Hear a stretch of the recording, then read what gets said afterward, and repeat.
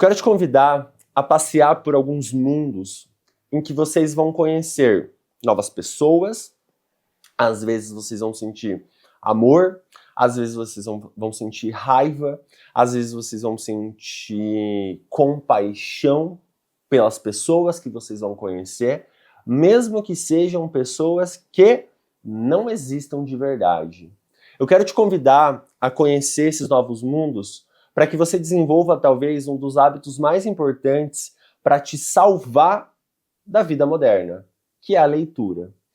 Dentro desses 5 livretos que eu vou te apresentar, você vai conhecer pessoas, personagens, você vai ter contato com histórias, você vai ter contato com um linguajar que às vezes vai te estressar, porque você não vai entender, mas ao mesmo tempo, às vezes vai te acalentar o coração, porque aquele autor, aquele narrador vai descrever exatamente o que você está sentindo, o que você já sentiu, e vai te ajudar a lidar melhor consigo mesmo. Meu nome é Pedro Mateus, eu sou professor e dono da Argumenta Mais, a primeira escola de redação de Araucária, e nesse vídeo eu quero te apresentar 5 livretos para que você desenvolva, ou pelo menos pegue gosto pela leitura. Porque eu acho até essa ideia de eu vou desenvolver o hábito da leitura é muito prepotente da minha parte falar que com esses 5 livros você vai ser um apaixonado por leitura.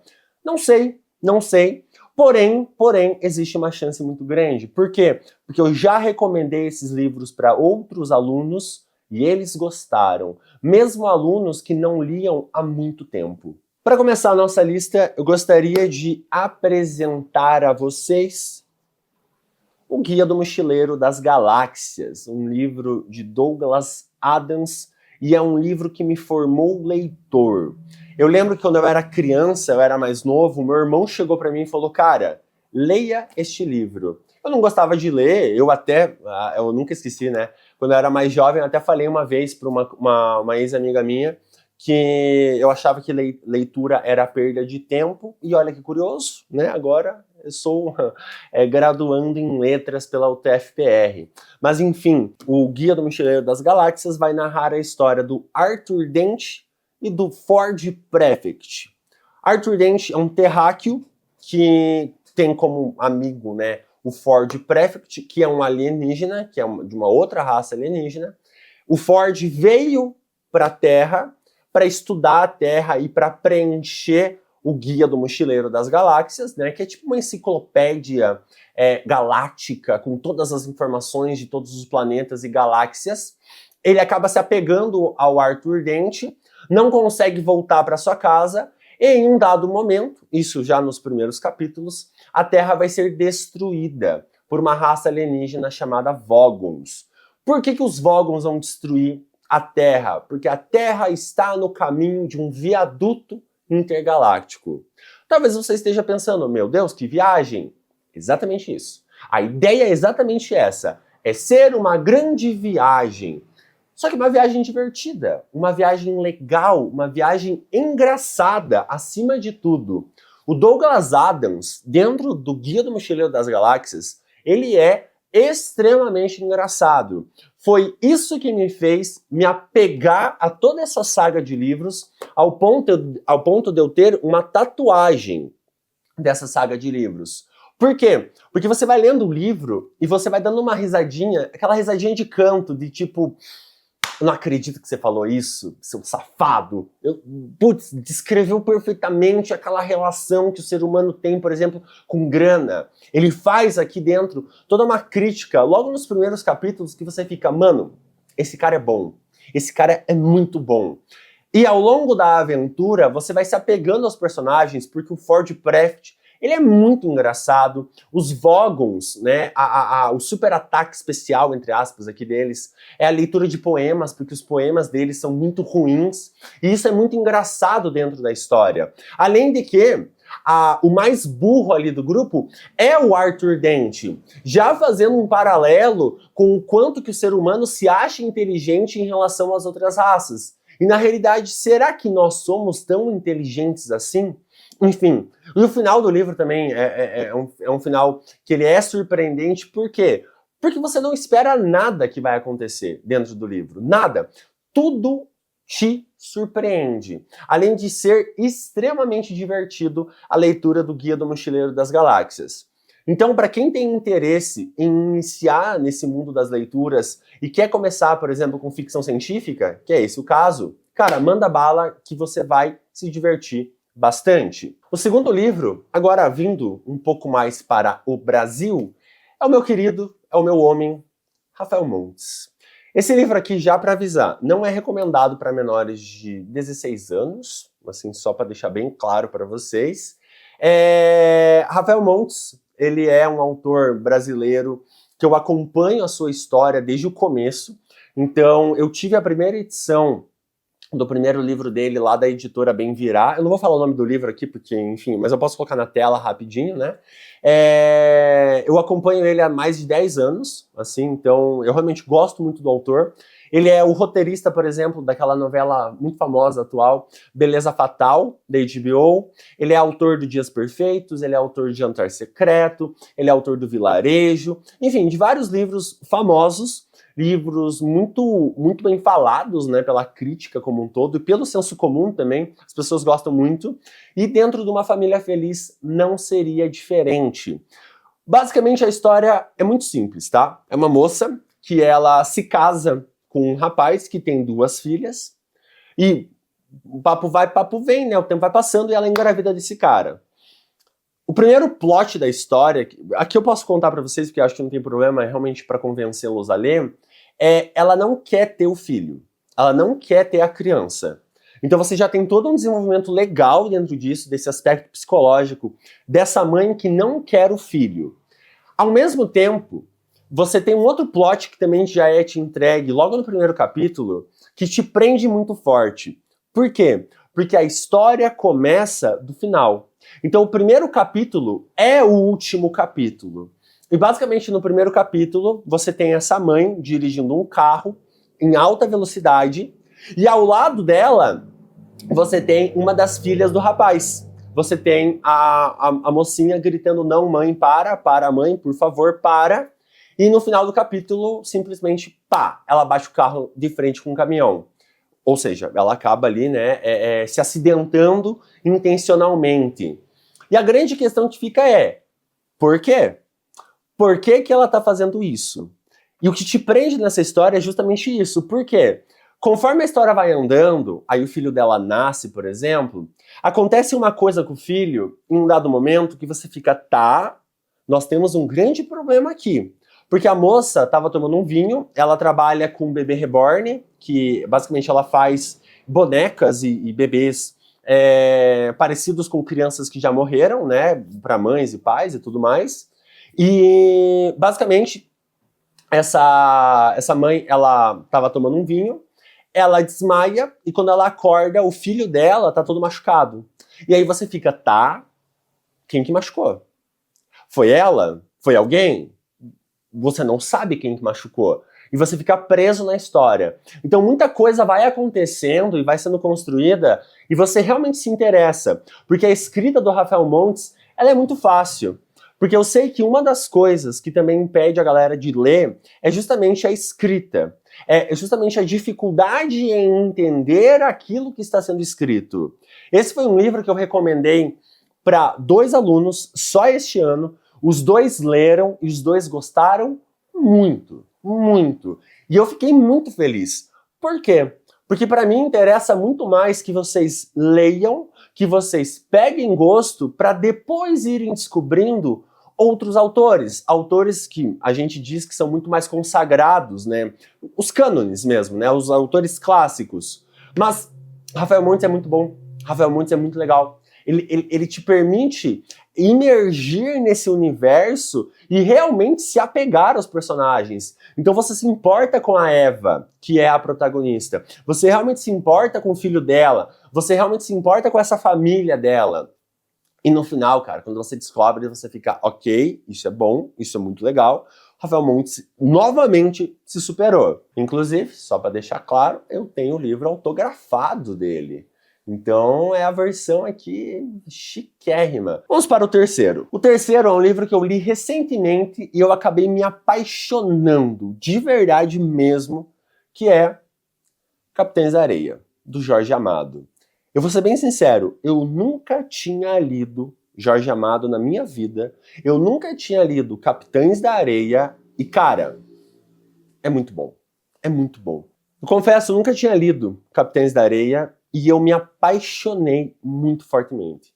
A escrita do Jorge Amado é uma escrita muito tranquila, é uma escrita muito fácil de você entender, e mais do que isso, você se importa com os personagens. Então, o Pedro Bala, o Volta Seca, o professor, cara, são personagens que você vai se apegando e você fica, cara, não pode acontecer nada com esses malucos. Eu não vou te contar nada da história, tá? Mas basicamente ela funciona assim.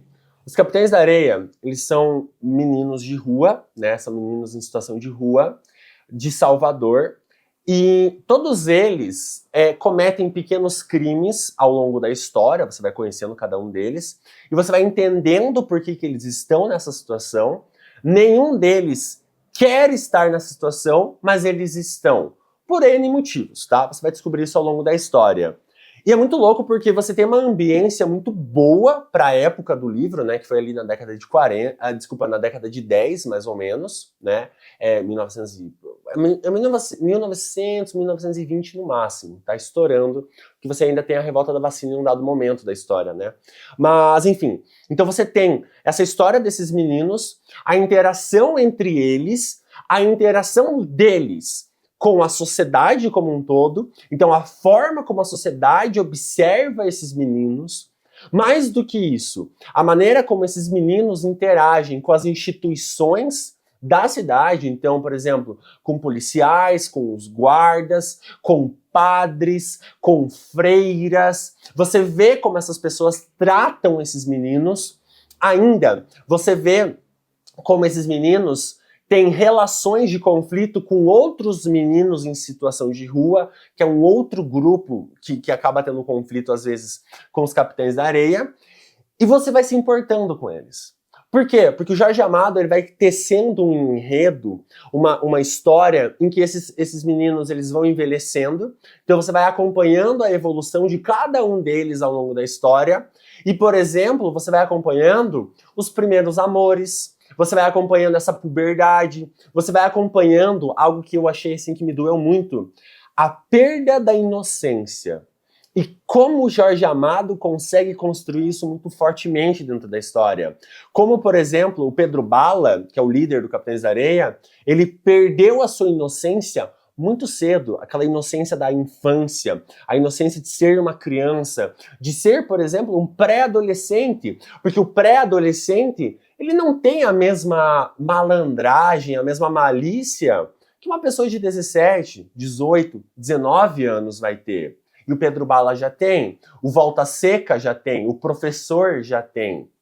E mais do que isso, a própria história também vai trazer uma relação de conflito entre religiões de matriz africana com o catolicismo, né, que era a religião que estava imperando naquela época. Eu acho muito interessante ver essas relações, não só para a leitura em si, porque isso enriquece a história, você se apega a tudo isso, mas ao mesmo tempo, para quem é vestibulando, como um repertório sociocultural, caso você queira usar para isso. O incentivo desse vídeo não é isso, não é esse. Não é você pegar esse livro e transformar em um repertório sociocultural tão somente. Mas sim, existe este livro, ele é muito bom, ele é muito legal, ele pode te incentivar a querer ler mais e, por consequência, você ganha um repertório. Por sorte você ganha um repertório. Tudo bem? Vamos para o quarto livro, que é tão bom quanto Capitães da Areia. Vamos sair do Brasil de novo e vamos para outro, tá?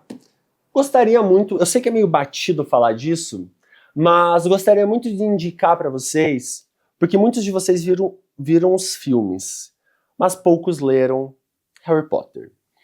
De verdade, ano passado, eu nem tô com a edição aqui que eu li ano passado, mas ano passado eu li a saga inteira.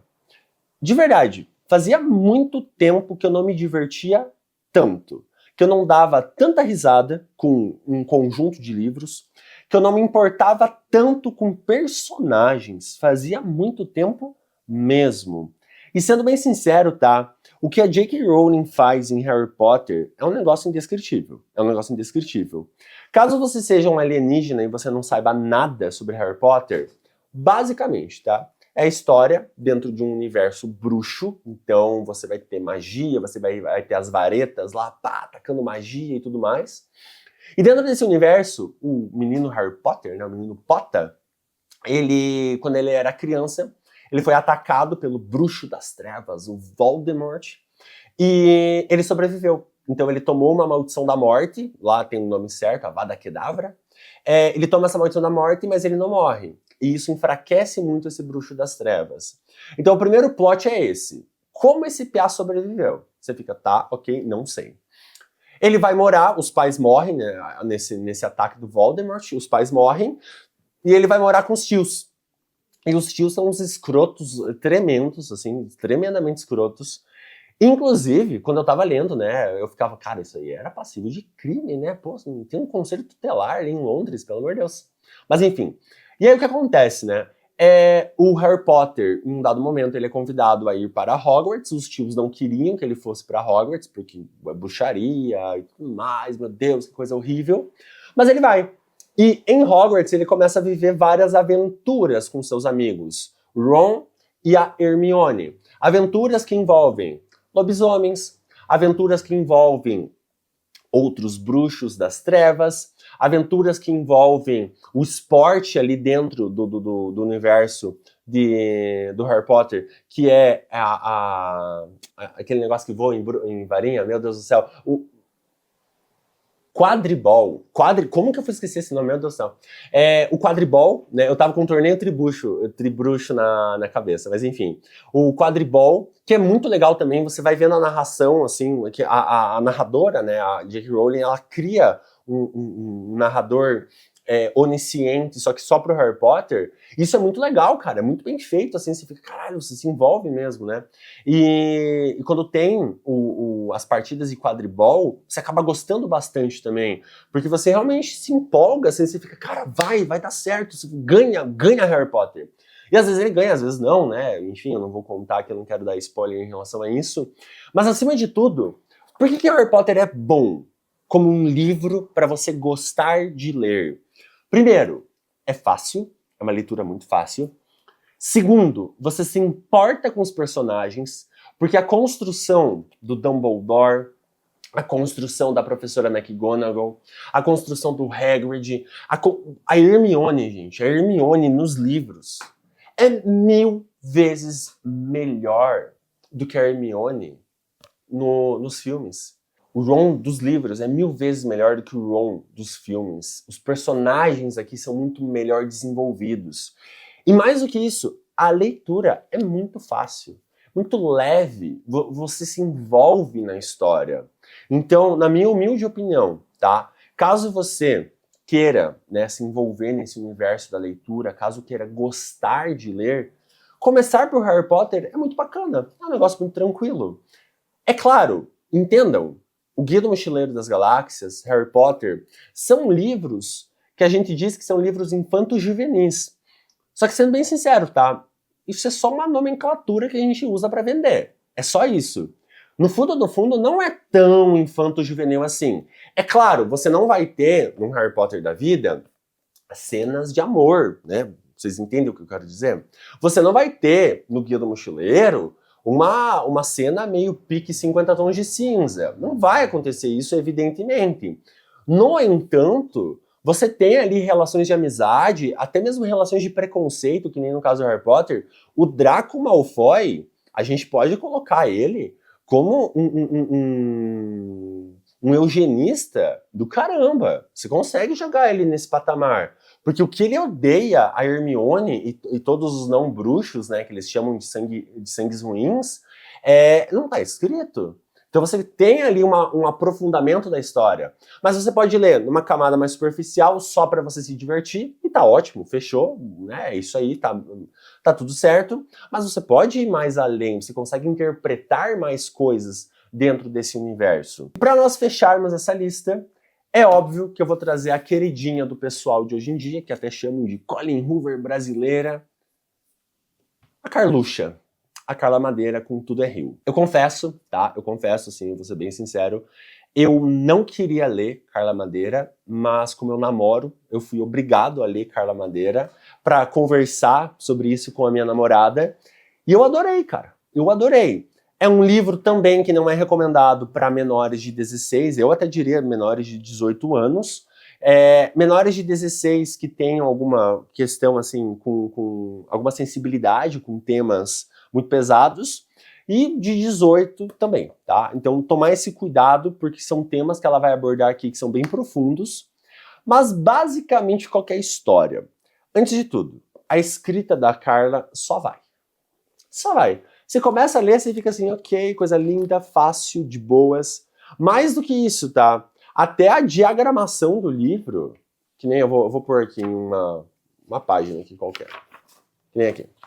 A diagramação do livro, na minha humilde opinião, é uma diagramação muito boa, porque você fica com aquela sensação, nossa, eu tô rendendo nessa leitura. Mesmo que você não precise ter essa sensação, mas você fica com essa sensação de tipo, cara, eu tô indo bem, pô, eu tô lendo legal aqui, eu tô mandando bem. E basicamente qual que é a história, tá? Você tem a Dalva e o Venâncio. Eles são um casal.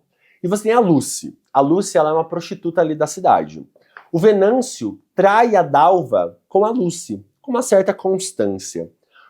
Em um dado momento, a Dalva, ela acaba engravidando do Venâncio e uma parada acontece com a criança. Eu não vou falar o que, mas é logo nas primeiras 30 páginas, tá? E isso dá uma desestabilizada muito forte no casamento dos dois. Que, embora o Venâncio já traísse a Dalva com a Lucy, eles ainda fingiam que estava tudo bem, que estava tudo certo. E aí o que acontece? Quando essa coisa acontece com a criança, a Dalva, ela entra num estado depressivo muito forte. O Venâncio, ele entra numa crise de identidade muito forte. E a Lucy tá ali no meio. E aí é muito legal porque a Carla Madeira, ela constrói uma personagem com a Lucy, que é uma personagem divertida, você realmente dá algumas risadas com ela, e ela é um contraste com o Venâncio e com a Dalva. Então você tem esse triângulo entre esses três personagens. Eu não vou chamar de triângulo amoroso porque não faz sentido, mas é um triângulo de relacionamento ali entre esses três personagens. E eles começam a brigar às vezes, eles têm algumas tretas às vezes. Mas o que faz o livro brilhar é todo o processo mental que a narradora constrói em relação à Dalva e em relação ao Venâncio. Então você tem uma mudança muito brusca nesses personagens ao longo da história, porque a Dalva vai vendo que o mundo, ela vai entendendo que o mundo é muito mais difícil do que ela pensava. O Venâncio vai entendendo questões que ele não tinha entendido ainda. E a própria Lucy também, né? Ela também vai amadurecendo com a história, vendo que a situação que ela estava não era uma situação muito legal, não era uma situação muito bacana. Então, no final das contas, Tudo é Rio, ele acaba sendo um livro muito profundo, com uma escrita que, eu vou ser bem sincero, não é uma escrita muito difícil, mas é uma escrita que te aproxima de algo meio poético, que te aproxima de algo até mesmo belo. Assim, o belo que eu tô falando aqui é algo que se aproxima do lirismo da poesia, do lirismo musical. Então você vai se envolvendo com esses personagens e o final da história, eu não vou chegar a falar que ele é surpreendente, mas ele é um final bom. Ele é um fechamento bom para a história. Claro, eu vou ser sincero, eu não gostei do que acontece com a Dalva, tá? Eu não gostei. Eu achei meio putz, mas faz sentido com a história como um todo, tá? Então, quem sou eu, né? Quem sou eu na fila do pão? Mas enfim. Então, Tudo é Rio é a minha última recomendação para quem quiser começar a gostar de ler. Dito isso, espero que você tenha gostado, espero que você tenha entendido cada um dos livros. Eu tentei explicar aqui sem oferecer, sem dar muitos spoilers, embora seja muito difícil de fugir disso, né? Mas nada muito grave foi dito, nada muito grave foi contado. Caso você já tenha lido algum desses livros, deixa aqui embaixo seus comentários sobre, me conta um pouquinho sobre o que você achou de cada uma das leituras, se você gostou ou não. E é isso aí, muito obrigado pela sua atenção, foi um prazer dividir esse momento aqui com vocês. Um abraço e até a próxima.